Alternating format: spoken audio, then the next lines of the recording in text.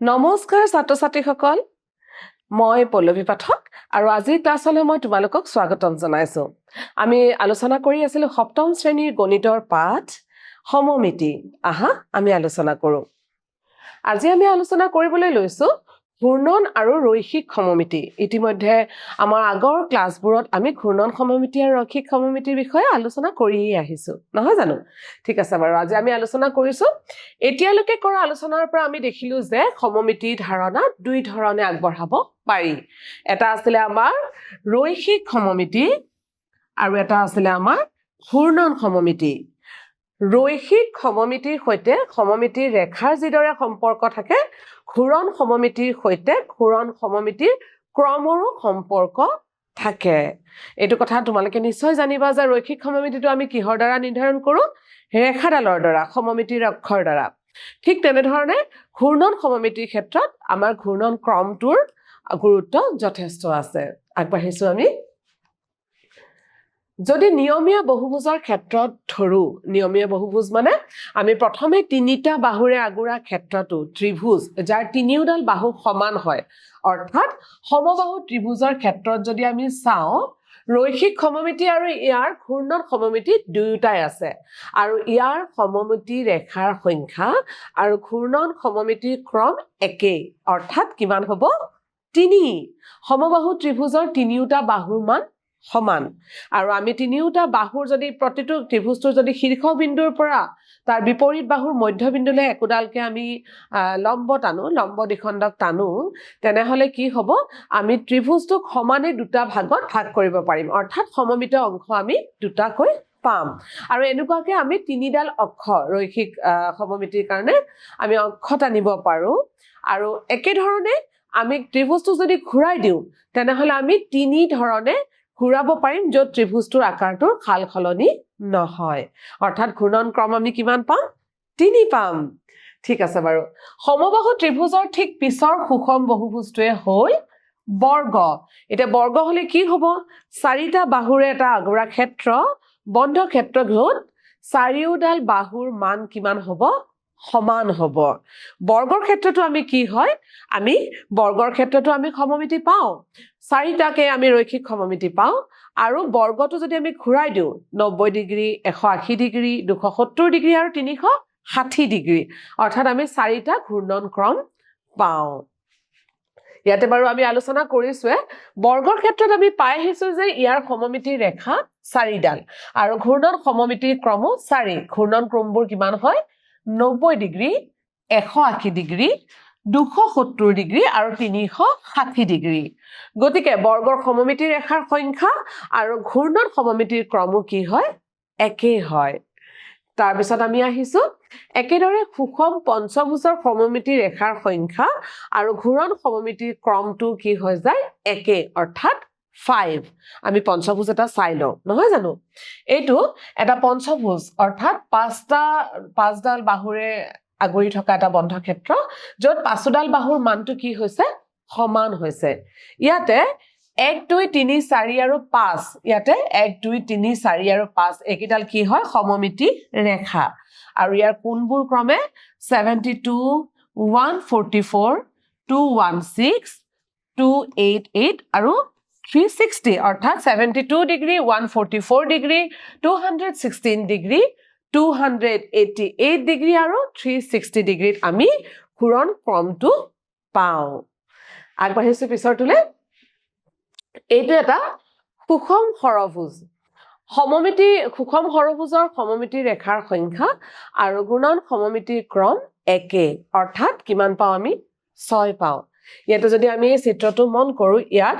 1 2 3 4 5 আৰু 6 ইয়াৰ পৰা 1 2 3 4 5 6 এইকেইডাল হল আমাৰ সমমিতি ৰেখা আৰু ঘূৰ্ণন কোণৰ ক্ৰমবোৰ কিমান পাম আমি 60 ডিগ্ৰী ডিফাৰেন্সত পাম অৰ্থাৎ 60 পাম 120 পাম 180 ডিগ্ৰীত পাম 240 ডিগ্ৰীত পাম 300ত পাম আৰু 360 ডিগ্ৰীত আমি পাম নহয় জানো ঠিক আছে বাৰু গতিকে এতিয়ালৈকে আমি সুষম বহুভুজ তাৰমানে আমি সমবাহু ত্ৰিভুজ দেখিলো বৰ্গ দেখিলো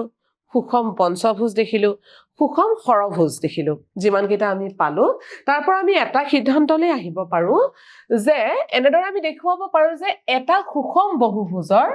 এটা অকমান মন কৰিবলগীয়া কথা যদিও আমি বহুভুজবোৰৰ কথা কৈছো তাতে এটা শৰ্ত আছে যে বহুভুজৰ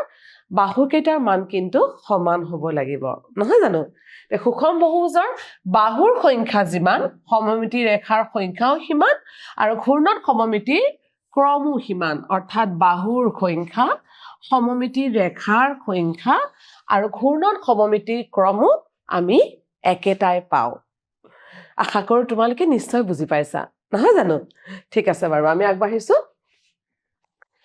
ইয়াৰ পিছত বহুভুজ এটা সুষম নহলে ইয়াৰ বাহুৰ সংখ্যা কি হ'ব আমি অকমান আগলৈকে যিমান কেইটা বহুভুজৰ আলোচনা কৰিলো আটাইবোৰ কি আছিল সুষম বহুভুজ যদি বাহুবোৰ সুষম নহয় তেতিয়া কি হ'ব আমি চাও হা বহুভুজ এটা সুষম নহলে ইয়াৰ বাহুৰ সংখ্যা আৰু সমমিতি ৰেখাৰ সংখ্যা কিন্তু সমান নহয় কিছুমান বহুভুজ আনকি সমমিতও নহব পাৰে আমি উদাহৰণ লওঁ ট্ৰেপেজিয়াম সমমিত নহয় ইয়াৰ সমমিতি ৰেখা নাই কিন্তু ইয়াৰ ঘূৰ্ণন সমমিতি আছে আৰু ঘূৰ্ণন কোণটো কিমান হয় 360 ডিগ্ৰী ইয়াতে আমি সমমিতি ৰেখা নাপাম কিন্তু ইয়াতে ঘূৰ্ণন কোণ 360 ডিগ্ৰী অৰ্থাৎ এইখিনিৰ পৰা এই ধৰণে আকৃতিটো ট্ৰেপেজিয়ামটো যদি আমি ঘূৰাই দিও তেনেহলে 360 ডিগ্ৰী অৰ্থাৎ এপাক ঘূৰাৰ লগে লগে ঘূৰ্ণন ক্ৰমটো হ'ব 360 যেতিয়া কোণটো আৰু আমি আগৰ অৱস্থাটোকে ট্ৰেপেজিয়ামৰ আমি পাই যাম ঠিক আছে আমি আগবাঢ়িছো পিছৰটোলে দ্বিতীয়তে দিছে সামন্তৰিকটোৰ আকৃতিত সমমিত নহয় অৰ্থাৎ ইয়াৰ সমমিতি ৰেখা নাপাও কিন্তু ইয়াৰ ঘূৰ্ণন সমমিতি আছে আৰু ঘূৰ্ণন সমমিতিৰ ক্ৰম 2 আৰু ক্ৰম আৰু 2 ঘূৰ্ণন কোণ ক্ৰমে 180 আৰু 360 অৰ্থাৎ এই সামন্তৰিকটোক যদি আমি এই ধৰণে ঘূৰাই দিও 180 ডিগ্ৰী হোৱাৰ লগে লগে আমি আকৌ এনেকুৱা ধৰণৰ আকৃতি এটাই দেখিবলৈ পাম আৰু এটো যদি সম্পূৰ্ণ ঘূৰাই দিও 360 ডিগ্ৰী হোৱাৰ লগে লগে ইয়াৰ আকৃতিটো আমি এই ধৰণে দেখিবলৈ পাম আগবাঢ়িছো আমি পিছৰটোলে ৰম্বাস এটা সমমিত আকৃতি ইয়াৰ সমমিতি ৰেখাৰ সংখ্যা 2 আমাৰ ইয়াতে আঁকি থোৱা আছে সমমিতি ৰেখা নহয় জানো আৰু ইয়াৰ ঘূৰ্ণন সমমিতিৰ ক্ৰমো 2 আৰু ঘূৰ্ণৰ ক্ৰমটো ক্ৰমে কি হ'ব 180 ডিগ্ৰী আৰু 360 ডিগ্ৰী আৰু ইয়াৰ ক্ৰমটো আমি কি পাম 2 পাম গতিকে চিত্ৰবোৰ চাই তোমালোকে যেতিয়া কৰিবা আৰু বুজিবলৈ সুবিধা হ'ব আৰু মই তোমালোকক এটা কথা কওঁ যে তোমালোকে যদি এই চিত্ৰবোৰৰ আকৃতিবোৰ যদি তোমালোকে কাগজত কাটি লোৱা কাটি পেলাই ইয়াৰ যদি ঘূৰ্ণন কেন্দ্ৰটো তোমালোকে বিচাৰি উলিয়াই লোৱা আৰু তাৰ পিছত তোমালোকে সেই আকৃতিটোৰে যদি তোমালোকে ঘূৰাই যোৱা কেন্দ্ৰটো লৈ পেলাই তেনেহলে তোমালোকে ঘূৰ্ণন ক্ৰমবোৰ আৰু ভালকৈ বুজি পাবা তোমালোকে কৰি চাবাচোন ঘৰত নিশ্চয় ভাল পাবা ঠিক আছে বাৰু আমি আগবাঢ়িছো এবাৰ আমি আহিছো চতুৰ্ভুজৰ আৰু এটা অংশ কাইট চিলা এখন সমমিত আকৃতি ইয়াৰ সমমিতি ৰেখাৰ সংখ্যা এডাল আমি চিত্ৰটো চাই ক'ব পাৰিম নহয় জানো যে এই মাজেৰে যদি আমি এই ধৰণে সমমিতি ৰেখাডাল অংকন কৰো তেনেহলে আমি চিলাখনৰ সমমিত অংশ দুটা পাই যাম আৰু চিলাৰ ঘূৰ্ণন সমমিতিও আছে ঘূৰ্ণন সমমিতিৰ ক্ৰমো কি হ'ব 1 আৰু ঘূৰ্ণন কোণটো হ'ব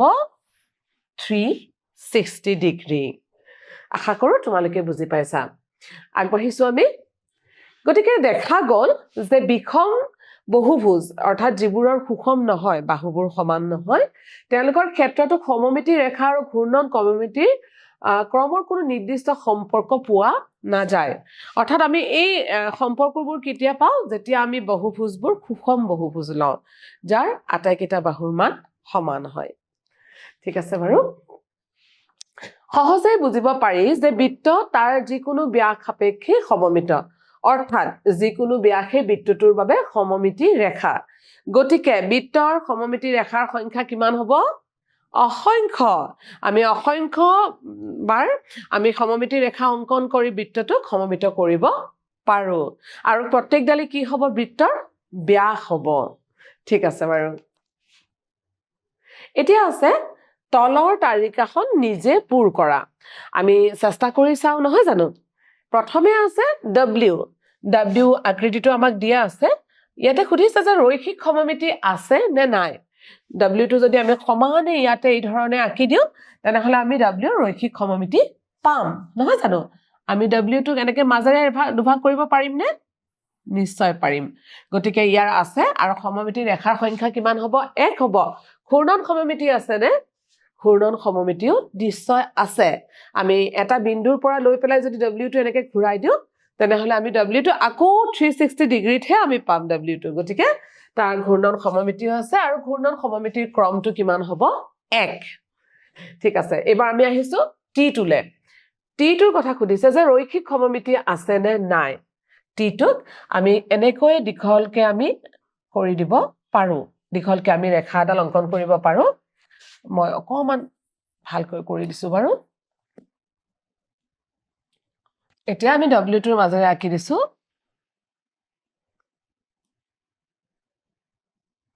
এইদৰে আমি w টো সমানে দুটা ভাগত ভাগ কৰিব পাৰো নিশ্চয় নহয় জানো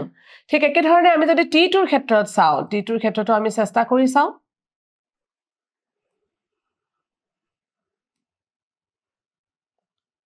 ইয়া আমি t টোৰ ক্ষেত্ৰতো আমি t টোক সমানে দুটা ভাগত ভাগ কৰিব পাৰো গতিকে আমি কি লিখিব পাৰো যে ৰৈখিক সমমিতি আছে আৰু সমমিতি ৰেখাৰ সংখ্যা 1 t টোৰ ঘূৰ্ণন সমমিতি হ'বনে নাই নিশ্চয় ঘূৰ্ণন সমমিতি আছে আমি t টোক ঘূৰাবও পাৰিম কিন্তু তাৰ ঘূৰ্ণন ক্ৰম কিমান পাম আমি 1 এ পাম অৰ্থাৎ t টো যেতিয়া সম্পূৰ্ণকে 360 ডিগ্ৰী ঘূৰি পেলাই আকৌ আগৰ ঠাইলৈ আহিব তেতিয়াহে আমি t টো একেটা অৱস্থায় পাম অৰ্থাৎ তাৰ ঘূৰ্ণন ক্ৰম কিমান হ'ব 1 এ হ'ব নহয় জানো ঠিক আছে বাৰু এতিয়া ইয়াতে আমাক 0 টো দিছে o টো দিছে 0 নহয় o টো দিছে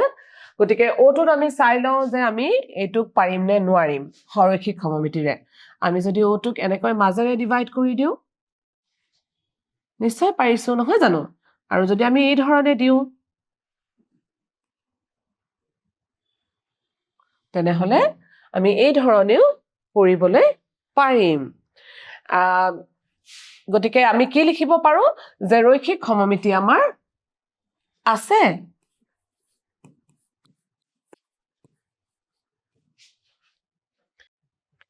এতিয়া সমমিতি ৰেখাৰ সংখ্যা আমি কিমান লিখিম যেহেতু আমি দুডাল সমমিতি ৰেখা পাইছো গতিকে আমি 2 বুলি লিখো ঘূৰ্ণন সমমিতি আছে নে নিশ্চয় আছে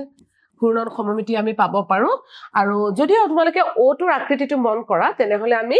180 ডিগ্ৰী ঘূৰাই দিলে এটা অৱস্থা পাম আৰু 360 ডিগ্ৰী ঘূৰাই দিলেও এটা অৱস্থা পাম গতিকে আমি ঘূৰ্ণন ক্ৰমটো কি লিখিব লাগিব আমি 2 লিখিলো এই কাৰ চিহ্নৰ দৰে আকৃতিটো আমাক দিছে ইয়াতে লিখা আছে যে ৰৈখিক সমমিতি আছে নে নাই ৰৈখিক সমমিতি ৰেখাৰ সংখ্যাও 0 ঘূৰ্ণন সমমিতি নিশ্চয় আছে আৰু ঘূৰ্ণন সমমিতিৰ ক্ৰমো নিশ্চয় আছে আমি আহিছো a টোলে a ক্যাপিটেল লেটাৰ যেটো লিখা আছে আমি a টোৰ মাজেৰে মাজেৰে আমি এই ধৰণে a টো ভাগ কৰি দিব পাৰো নহয় জানো আৰু a টো ভাগ কৰি আমি ৰৈখিক সমমিতি অক্ষ এডাল আমি পাব পাৰো সমমিতি ৰেখা এডাল এইটো গতিকে আমি লিখিব পাৰো যে সমমিতি ৰৈখিক সমমিতি আছে আৰু সমমিতি ৰেখাৰ সংখ্যা কিমান হ'ব 1 আৰু ঘূৰ্ণন সমমিতি আছে নে নিশ্চয় আছে ঘূৰ্ণন সমমিতি আৰু ঘূৰ্ণন সমমিতিৰ ক্ৰমো হ'ব কিন্তু এই আকৃতিটো চাই আমি গম পাইছো যে পুৰা 360 ডিগ্ৰী হলেহে আমি ঘূৰ্ণন ক্ৰমটো সম্পূৰ্ণ হ'ব অৰ্থাৎ ঘূৰ্ণন ক্ৰম কিমান হ'ব 1 হ'ব এই ধৰণে ইংৰাজী বৰ্ণমালাৰ আখৰবোৰলৈ তোমালোকে এবাৰ চাবাচোন কৰি নিশ্চয় ভাল পাবা নহয় জানো ঠিক আছে বাৰু প্ৰিয় ছাত্ৰ ছাত্ৰীসকল আমাৰ আজিৰ ক্লাছটোত ইমানখিনিয়ে আছিলে আজি আমি যিমানখিনি শিকিলো বা আলোচনা কৰিলো তাৰ ওপৰতে দুটা মূল্যায়ন আছে আমি সমাধান কৰো আহা এটা সুষম বহুভুজৰ বাহুৰ সংখ্যা যিমান সমমিতি ৰেখাৰ সংখ্যা আৰু ঘূৰ্ণন সমমিতিৰ ক্ৰমো কি হ'ব সিমানেই হ'ব বা একেই হ'ব নহয় জানো গতিকে আমি লিখিব পাৰো এটা সুষম বহুভুজৰ বাহুৰ সংখ্যা যিমান সমমিতি ৰেখাৰ সংখ্যা আৰু ঘূৰ্ণন সমমিতিৰ ক্ৰমো কি হয় সিমানেই হয়